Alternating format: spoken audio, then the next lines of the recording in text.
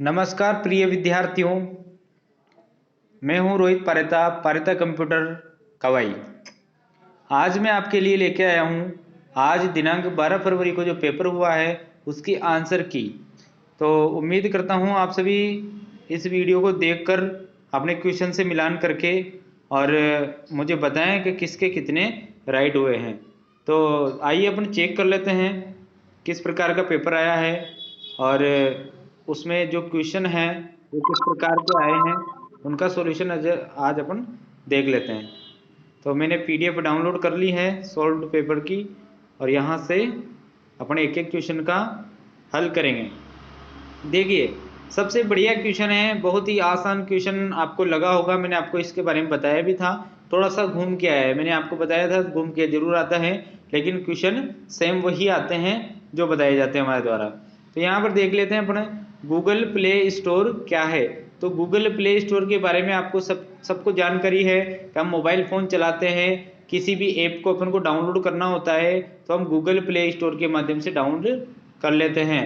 तो जिस प्रकार से अपन कोई भी ऐप, व्हाट्सअप हुआ, फेसबुक, इंस्टाग्राम, व्हाट्सअप, जो भी चीज़ें अपन डाउनलोड करना चाहते हैं वो प्ले स्टोर से अपन डाउनलोड कर सकते हैं। तो देखिए यहाँ पर यह एंड्रॉयड उपकरणों के लिए गूगल द्वारा विकसित एक राष्ट्रीय ऑनलाइन सॉफ्टवेयर स्टोर है। राष्ट्रीय ऑनलाइन सॉफ्टवेयर का मतलब है कि आप देश विदेश के अगर सॉफ्टवेयर भी डाउनलोड करना चाहते हो तो वो भी आप अपने प्ले स्टोर पर डाउनलोड कर सकते हो। इसके बाद इसमें दूसरा ऑप्शन दे रखा है, यह एंड्रॉयड डिवाइस के लिए हार्डवेयर डिवाइस बेचने के लिए एक ऑनलाइन स्टोर। तो हार्डवेयर डिवाइस आप इस पर ना तो बेच सकते हो ना ही खरीद सकते हो। तो प्ले स्टोर का आप समझ गए होंगे भाई प्ले स्टोर चीज क्या है। इसके बाद चैट भी नहीं कर सकते इसमें अपन, और फिजिकल स्टोर आप कोई भी चीज खरीद भी नहीं सकते, बेच भी नहीं सकते, कुछ भी नहीं कर सकते।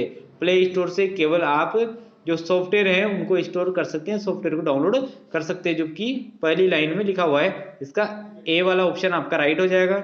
इसके बाद अपन बात करते हैं सेकंड क्वेश्चन। सेकंड क्वेश्चन है, प्रोसेसर की गति मापने के लिए कौन से यूनिट का प्रयोग अपन को किया जाता है। तो किसके माध्यम से प्रोसेसर, जो कंप्यूटर का प्रोसेसर होता है, उसकी स्पीड को माप सकते हैं। तो उसके लिए क्लॉक स्पीड, ये संभावित क्वेश्चन है। इसका आंसर थोड़ा सा मुझे भी कंफ्यूजन हो रहा है, लेकिन आपको फिलहाल तो यही रखना है। इसके हिसाब से अपन आगे देखते हैं, जब भी आंसर की आएगी या तो इस क्वेश्चन का आंसर वहां पर आपको बोनस भी मिल सकता है और या फिर इसको क्वेश्चन को वहां पर राइट भी किया जा सकता है।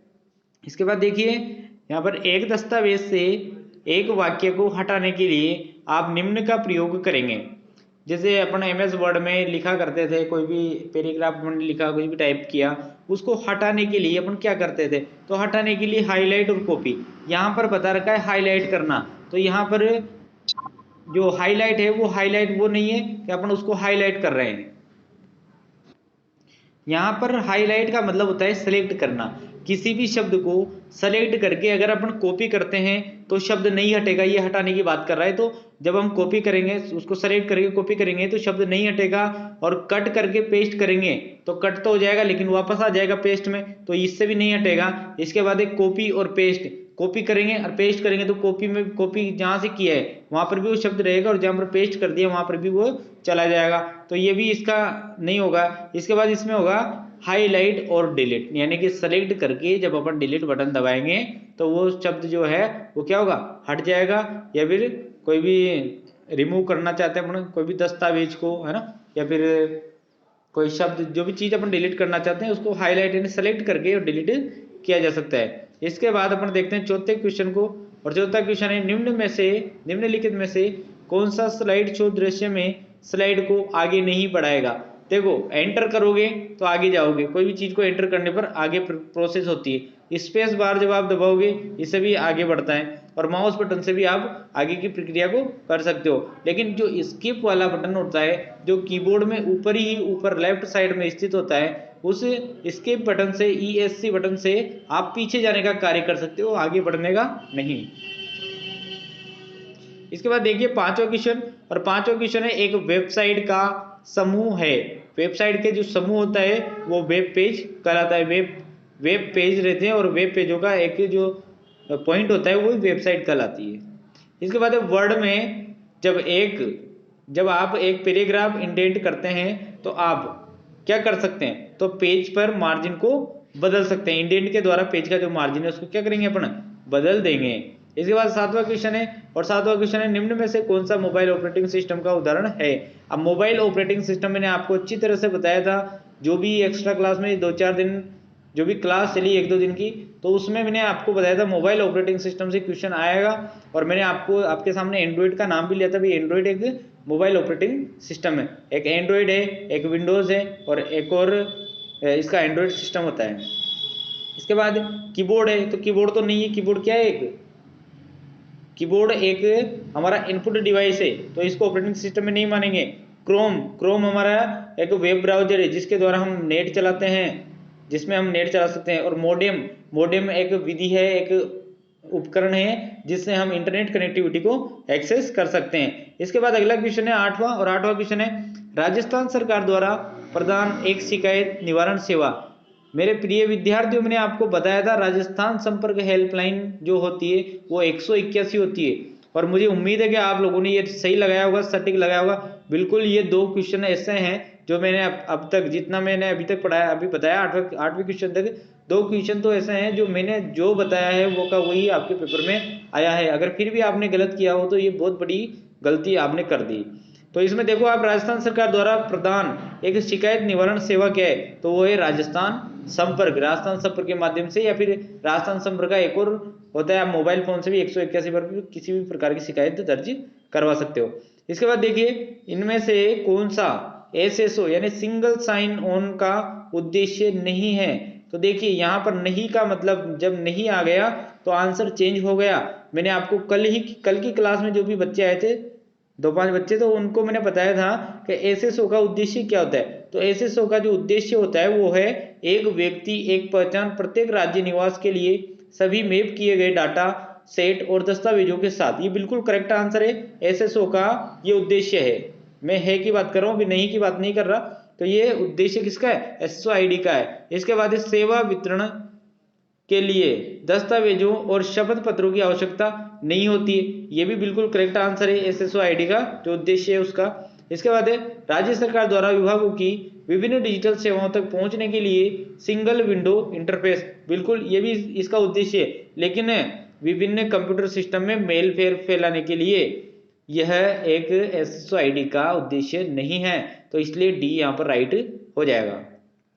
इसके बाद देखिए एक मजबूत पासवर्ड होना चाहिए। आप एसएसओ का पासवर्ड बनाओ, अपनी फेसबुक का पासवर्ड बनाओ, इंस्टाग्राम का पासवर्ड बनाओ, और या फिर आप कोई भी ऑनलाइन फॉर्म भरवाते हो तो उसका पासवर्ड। तो जो पासवर्ड बनाना है तो दोस्तों आपको एक चीज ध्यान रखना है कि पासवर्ड हमेशा स्ट्रॉन्ग होना चाहिए, ताकि दूसरा उस पासवर्ड को फॉरगॉट करने में परेशान हो जाए और वो पासवर्ड आपका फॉरगॉट नहीं कर पाए। अगर आपका पासवर्ड वो ले लेता है तो आपके साथ कुछ भी हो सकता है उसमें। तो आपको एक चीज ध्यान रखना है कि अपर केस और लोअर केस आप जानते हो, अपर केस होता है कैपिटल लेटर, लोअर केस होता है स्मॉल लेटर।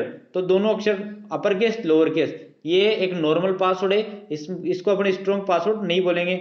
इसके बाद एक शब्द जिसे याद रखना आसान है, जिसे पालतू जानवर का नाम आप लिखोगे मैच नहीं करेगा, तो ये भी स्ट्रॉन्ग पासवर्ड के रूप में नहीं आता है। इसके बाद है आपका पूरा नाम, अगर आप पूरा नाम आपका लिख दोगे तो कोई भी उसको गेस लगाकर फॉरगॉट कर सकता है कि यार इसका नाम ये, इसका नाम डाल के देख लेते हैं। अगर पासवर्ड खुल जाता है तो आपकी सारा डाटा वो सामने वाला चुरा लेगा। इसके बाद इसका ऑप्शन है सी ऑप्शन है कम से कम 8 वर्ड, ये बिल्कुल स्ट्रॉन्ग है। 8 वर्ड ध्यान रखना इस चीज को, 8 वर्ड और अक्षरों, एक तो अल्फाबेट की बात कर रहा है, एक न्यूमेरिकल बात कर रहा है यानी कि संख्याओं, और वर्णों की बात कर रहा है। तो ये इन सभी का संयोजन जो है वो एक स्ट्रॉन्ग पासवर्ड बनाता है। तो स्ट्रॉन्ग पासवर्ड जब भी आप बनाओ 8 नंबर का बनाओ, तो इसका ये 10वें का सी राइट हो जाएगा। इसके बाद 11वां क्वेश्चन, और 11वां क्वेश्चन है मूल स्वरूपण विकल्पों के साथ वर्ड प्रोसेसर सॉफ्टवेयर है। यह विंडो 95 के बाद से ओएस के सभी संस्करण में शामिल है। तो इसमें आ जाएगा वर्डपैड, यहाँ पर जो खाली स्थान है वहां पर आपको लिखना है। तो आपका फर्स्ट इसमें आंसर राइट हो जाएगा ए। इसके बाद है 12वां क्वेश्चन है जब कंप्यूटर बूट हो रहा है तो BIOS को मेमोरी में किसके द्वारा लोड किया जाता है। तो ये रोम के द्वारा ही लोड किया जाता है। इस चीज को आप चेक कर लेना आपने क्या लगाया है। इसके बाद देखो 13 नंबर वाले क्वेश्चन में इनमें से कौन सा अन्य 3 के समान नहीं है। ऐसा कौन सा है जो अन्य 3 ऑप्शन इसमें से हैं जिससे एक डिफरेंट है और वो डिफरेंट आपको बताना है। इसमें आ रहा है मैक एड्रेस। मैक एड्रेस दिमाग लगाओ, आपने कभी नहीं सुना होगा मैक एड्रेस क्या है। हार्डवेयर एड्रेस आपने नहीं सुना होगा और भौतिक एड्रेस भी आपने नहीं सुना होगा, और आपने सुना होगा तो केवल ये सुना होगा आईपी एड्रेस। कहीं भी कंप्यूटर संबंधित कोई बात होती है, इंटरनेट जो कनेक्टिविटी होती है वो आईपी एड्रेस पर चलती है। इंटरनेट कनेक्टिविटी आईपी एड्रेस को चलाने का कार्य करती है, तो यहाँ पर आपको आईपी एड्रेस ही लगाना है। इसके बाद 14 क्वेश्चन है, सबसे छोटी मेमोरी क्षमता का चयन कीजिए। तो यहाँ पर ये मैंने आपको बताया था 2-4 दिन पहले जब मैंने क्लास ली थी फर्स्ट में, 1 2 तारीख से मैंने क्लास स्टार्ट कर दी शायद, तो वहाँ 3 तारीख से क्लास स्टार्ट कर दी। तो उसमें मैंने आपको बताया था इसकी एक सिस्टम होता है इसका, ये पूछ रहा है आपके मेमोरी का। मेमोरी क्या होती है? सबसे छोटी इकाई, मेमोरी की सबसे छोटी इकाई पूछ रहा है आपसे। तो मेमोरी की सबसे छोटी इकाई होती है केबी, उसके बाद होता है एमबी, उसके बाद होता है जीबी और उसके बाद होता है टीबी। तो इसका फुल फॉर्म यहाँ पर लिखा हुआ है किलोबाइट, मेगाबाइट, गीगाबाइट और टेराबाइट। और सबसे छोटी यहाँ पर है हमारा जो आंसर है वो है सी, किलोबाइट, और सबसे बड़ी जो होती है वो टेराबाइट, टीबी।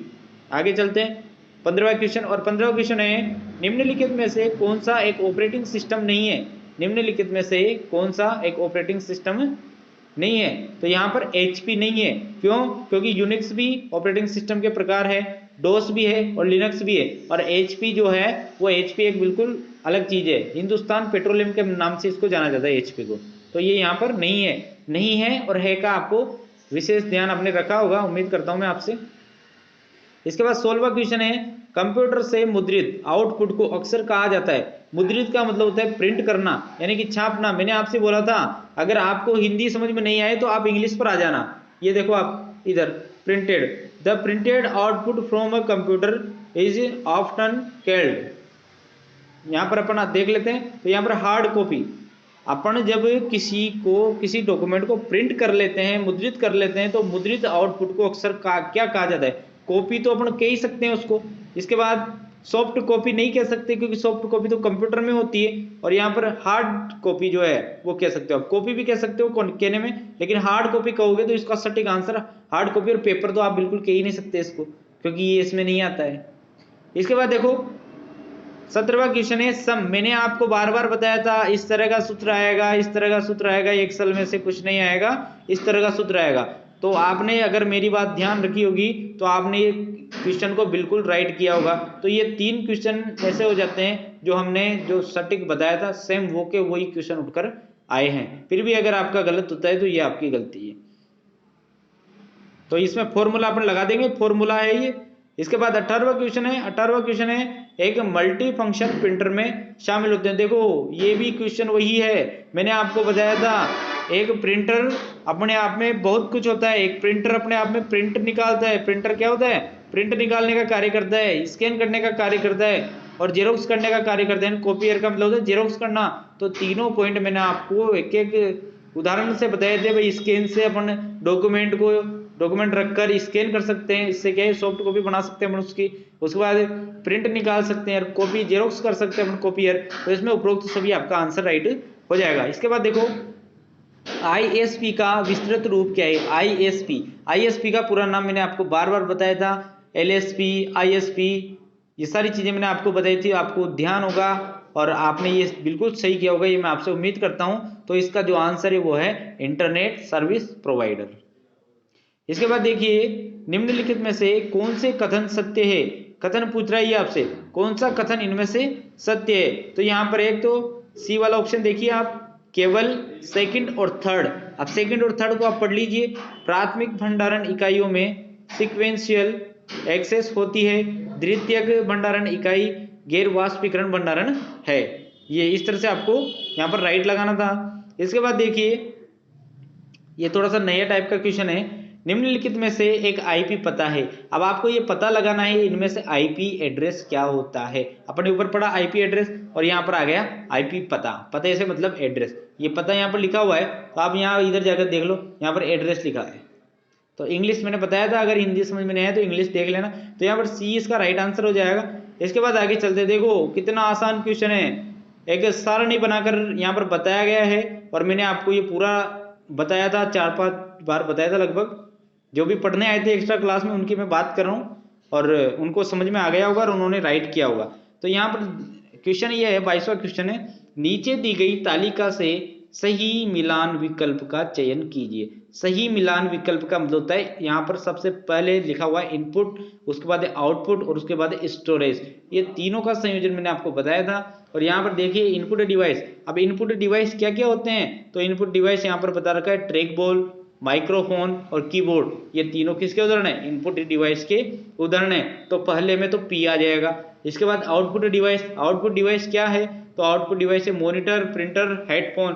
तो दूसरे नंबर में आर आ जाएगा। और तीसरा नंबर है स्टोरेज डिवाइस। और स्टोरेज डिवाइस क्या होती है, तो ये होता है हार्ड डिस्क ड्राइव। सेम जैसा किताब में बता रखा है, सेम वैसा का वैसा यहाँ पर उठकर आ गया है क्वेश्चन, ये ध्यान रखना। इसके बाद देखो इसमें जो क्वेश्चन लगाया है, पी, एक में पी, दूसरे में आर और तीसरे में क्यू, ये इसका राइट आंसर हो जाएगा डी। इसके बाद देखो आप अपने हार्ड ड्राइव डेटा की सुरक्षा के लिए सबसे अच्छा तरीका क्या है।